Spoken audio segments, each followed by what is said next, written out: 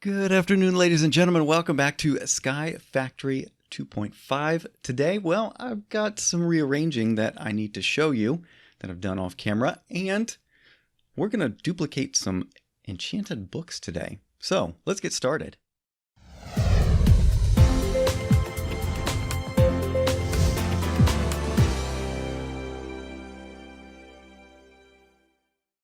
Well, ladies and gentlemen, I have done a lot of work off camera because, well, last time we put together that new mob farm down there, right? So let's go take a look at that. Actually, I can bring up the staff of traveling, and there we go. It is rather loud over here. You can see that I finished things off. I put in some conduit facades, so you can't see any of the insulated redstone conduit.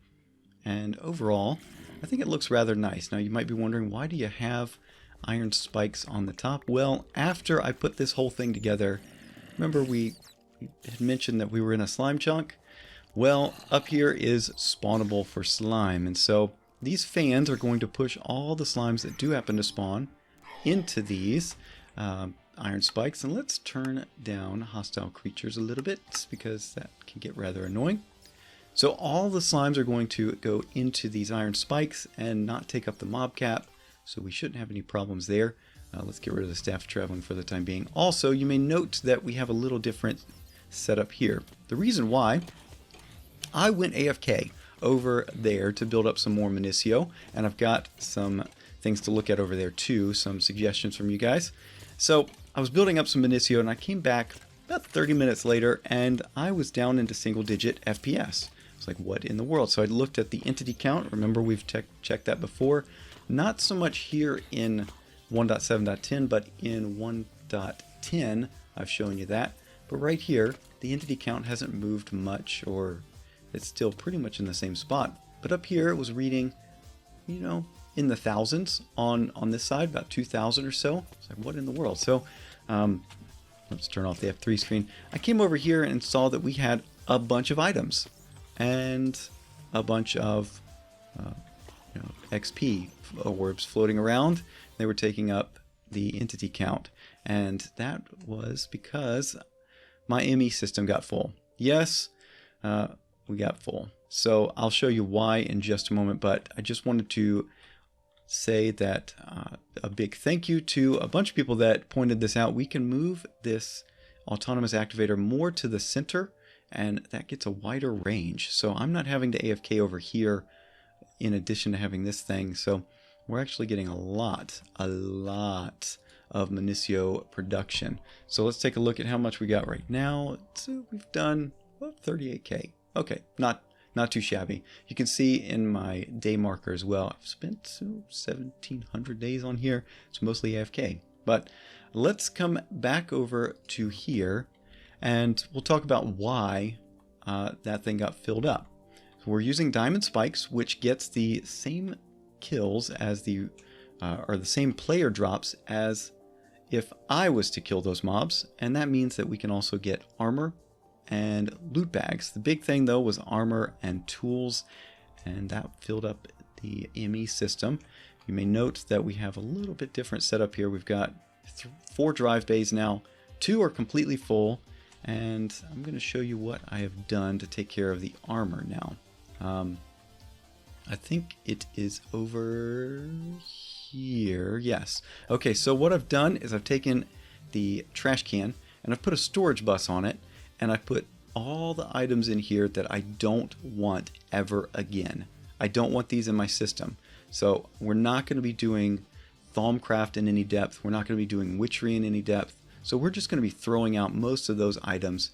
The worn out loot bag, it just has cakes in it. I don't care anymore. We can make cakes if we need to. Poisonous potatoes, don't need those. And then all of this armor that I've gotten out of the thing so far. We're starting to get diamond armor, but I'm going to keep that around because we can grind that down into diamonds. So what I've done is I've put a fuzzy card in here, and that says, hey, match no matter what the damage value is. So we are saying match on any of the damage, and so any set of leather armor or any of this armor that comes in, no matter the damage value, it's going to get thrown away in that trash can. So there we go. You may also note that we've done a little bit of rearranging down here. We've got 2 levels, and I've started moving stuff into the deep storage units. And what I've done is I've used the feature from Draconic Evolution where you can just place an item on a block. And so we're doing that to signify this is what's in these deep storage units. That pulls it out of the ME system so that we're not taking up all of those storage spaces on one of the storage cells. So if you go past a certain point, it starts taking up multiple storage cells. So if we can just shove it all into one deep storage unit, that's going to be perfectly fine. We can put a storage bus on it and the ME system can access it. So you saw that earlier when we looked at Minicio right there. That should be roughly the same. So it comes into the ME system and then the ME system puts it into the deep storage unit. And it does that with all of those. And as we get more items that are beyond 16K in terms of binary value, we'll put them into the deep storage unit. I've also started on a new, what is this? Autocrafting area. We're going to move that autocrafting set down to here. That's going to move to here. And we'll have 2 banks of the full 8 setup right here. I'm using the dense ME conduit from Ender.io to move the full 32 channels around. So we'll get 4 sets right here. We'll get another 4 sets over here. And then we'll put all of our CPUs and stuff on this side. So we'll have more dense ME conduit coming down from probably that face right there. And we'll have a bunch of these crafting CPUs so that if we want to do multiple crafts at a time, we'll be fine. But we are progressing very fast now.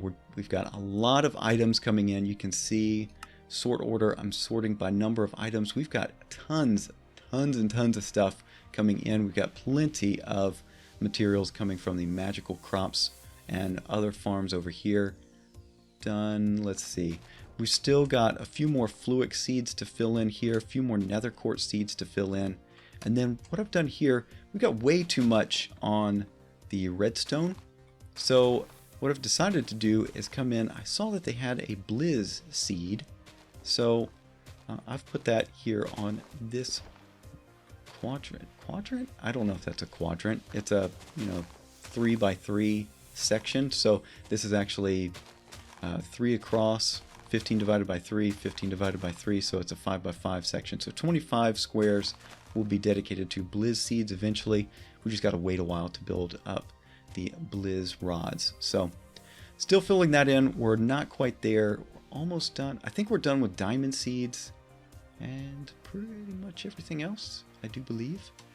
I've got this dark room here that is for the oreberry bushes and essence berry bushes, and that's completely full. I've put dark glass in there, so those things are growing at the optimal speed, I do believe. So yeah, I think we're doing pretty good. Plenty of items coming in, so nothing to worry about. Eventually I'll clean this up, and our next major project is to move the Moo Fluids cows. We're going to build a new section for them, probably right here where the old mob farm used to be. And we'll get a lot more of those coming out of there. So maybe 20 or so. We've got an achievement to do 20. But I'll make a new spot for them, and we will clean out that section completely. We don't need it anymore. So yeah, anything else of note? Well, I did say that I eventually wanted to automatically export the loot bags, and so whenever a loot bag comes out of the mob farm, it goes into here. We can just throw that in there, and that's all well and good. And that means that we automatically build up the epic loot bags or the legendary loot bags. Let's see, loot bag. Yep, there we go. It automatically exports into the ME system. So we don't have to craft those anymore. No more manual stuff for that. So we're quickly getting away from manual processes, and that's a good thing. The next order of business that I want to show you is we're going to fill up one of those drive cells like this. Watch. We'll go 16K. Okay, so I'm going to make 10 of those. There we go. We've got all the items available. Let's click start, and it's just going to craft those up. We're hopefully see. Yep, there we go. So it's having to print a bunch of these processors. We do that by smelting them in the furnace only. So that's going to be working for a little while, and we've got some frame rate lag a little bit. What I probably need to do for the remainder of this is to turn on the lights, and then we'll go back home. So that turns off the mob farm, so we won't have issues while we're doing this. All right, next order of business is let's go take a look at our bed. Yep, it's nighttime. So it's been about 10 minutes, and today's little project is not going to take very long, but I want to show you what we're doing here. So we've come through the Stone Age, and we're on the farming age. Yeah, we're pretty much done. Yeah, we're done with the farming age. And then down here, use an angel block and your ability to fly to start a new island somewhere else. Now, I technically started an island there and down at the mob farm, but I think this means some other place. We're not going to do that. I'm not moving this thing. We're going to make this island work. So we're going to ignore that particular one there. The other reason is that this is spawn chunks, and so it's a lot easier just to load these up. Next, we'll get to planting a flower in 5 different biomes. Okay, yeah, yada yada. Oh, over here, not much to do yet. We will eventually be going to the end and the deep dark, but not right now, because I want to kill the Ender Dragon, and that's part of what we're doing today. We're getting ready for that. Let's see, hatch a dragon egg and train. Okay, Age of Machines. We're in the Age of Machines. We've automated crop harvesting, no problem there. We've linked an ender pouch to an ender chest. If you're wondering about that, I've got one here. Watch the main ender chest right here when I open this one up. Let's see if it'll... See that? So this ender pouch is connected to that ender chest, and so anything I throw into the ender pouch will go into the ME system. So now we can get the wireless terminal back out. There we go. Just to show you that it is connected. And is there any more? Ender Quarry, that's coming up. Okay, the automated storage of ore dust. So we got that. We got the processed sieve materials, ingots. Okay. Over here, we're probably going to avoid most of this stuff for now. All right, so what do we have to do to get ready for the end? Well, we've got to craft what's called an end cake, because there are no strongholds here. Let's see what we can do about the end cake. Okay, this thing is going to be what we use to get to the end. It's a pretty simple recipe. I think we've got all of that. Yeah, we can make that. We'll do that. We'll do that next episode. We won't do that now. But once we get to the end, we're going to be fighting the dragon. And the dragon is probably not hard given my crossbow and my armor. But we're progressing towards a bigger goal here, and that is way into the age of dragons. Right here, kill a chaos dragon.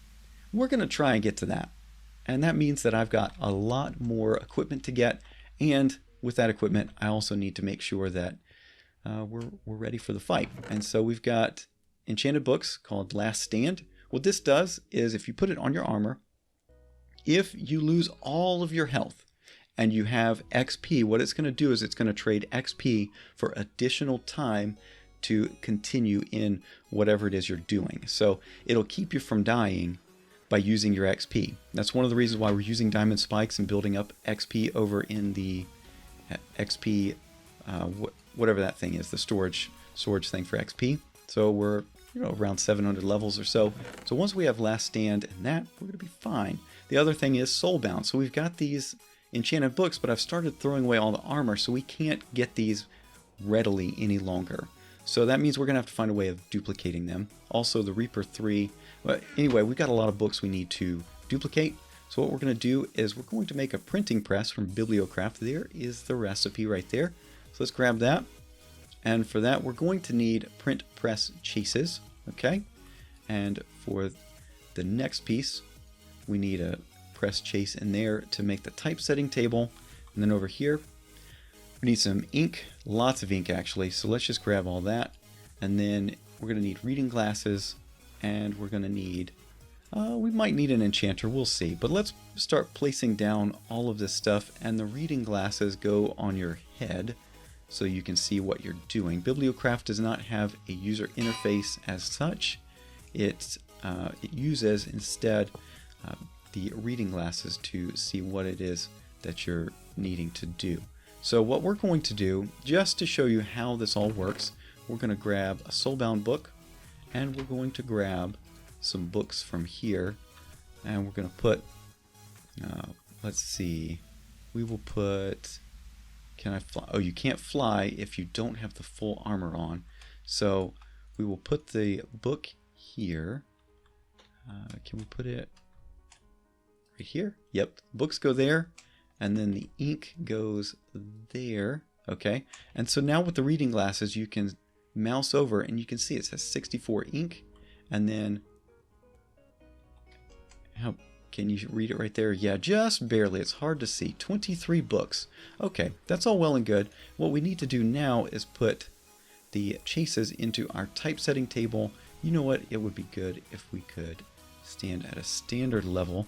Let's bring in some slabs here.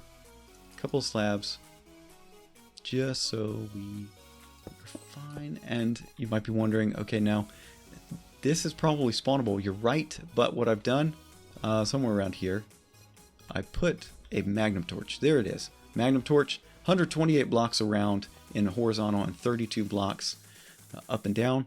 We're not going to get any mob spawns, so I don't care about lighting things up any longer. So now what we do, we take our book that we want to copy. Okay, you see right now it says requires 40 levels. So we're going to go over to our, I probably should have put that whole setup over here. Let's get, we'll get 40 levels right there. And then we come over here, and I do believe, shift right click the book. Yep. And so now we get a, see if we can grab that. What's this called? An enchanted plate. And this is what you use to put right here. And so you see the printing press now start to work. Off of each of these plates, you can get 3 books, or at least that's the way it used to be. Okay, so there's one. And we're going to put this soulbound book into here for the next time we need to do this. And this is how we're going to duplicate books. Now for the enchanter, I just brought this in because you can sit here. I wanted to show you this because you can buy specific, you can request with different levels and items. You can get pretty much any of the enchantments, the standard vanilla enchantments. I don't know if there are non-vanilla ones. Fortune, Unbreaking, Punch, Power. What's that? Infinity, Flame. Yeah, I don't know if any of the modded enchantments are in here. Yeah, there we go. Okay, so you can buy Soulbound if you need to. That's fine. But we'll come over here, we'll grab that. And then that means that we now have plenty of Soulbound books. So we're just going to keep doing that. I will be doing that between now and the next time we are together. We've got a bunch of last stand to get, a bunch of Soulbound. We'll be doing this on and off. We'll be using our levels from our mob farm. And eventually getting to a Chaos Dragon. But to get to the Chaos Dragon, you have to go to the end. So next time, ladies and gentlemen, man, I look weird. Let's get rid of that. And we'll get rid of this so I don't look as imposing. Next time, ladies and gentlemen, we are going to go to the end and we're going to fight the Ender Dragon. All right? Anyway, hopefully you have enjoyed. If you did, a like is always appreciated. And if you have any comments, questions, or suggestions, feel free to leave those down in the comment section down below. They're great, and you guys have been really helpful, so thank you very much for that. Anyway, if you haven't done so already, think about subscribing so you're up to date with everything going on the channel. But that's going to be it for now, ladies and gentlemen. Thank you so much for watching, and I'll see you in the next one. Bye-bye.